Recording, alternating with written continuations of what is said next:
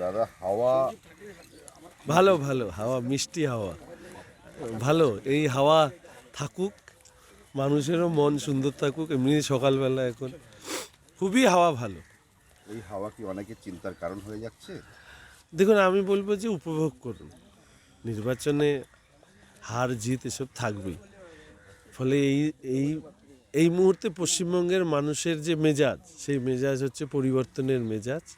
সেই মেজাজের যে হাওয়া চারিদিকে ছড়িয়ে পড়ছে, সেটাকে উপভোগ করুন। কেননা না হলে ওই যে আবার বললাম, হারিয়েই আপনার সম্মানটাকে আমরা রাখবো এই কারণে। নাহলে আমাদের মাননীয় মুখ্যমন্ত্রী বলেছেন 1 মিনিটে 12 বাজিয়ে দেওয়ার ক্ষমতা রাখে। তো আমি চাই না ওনারা, মানে ওনাদেরকে যারা সমর্থন করেন তাদের 12 বাজুক।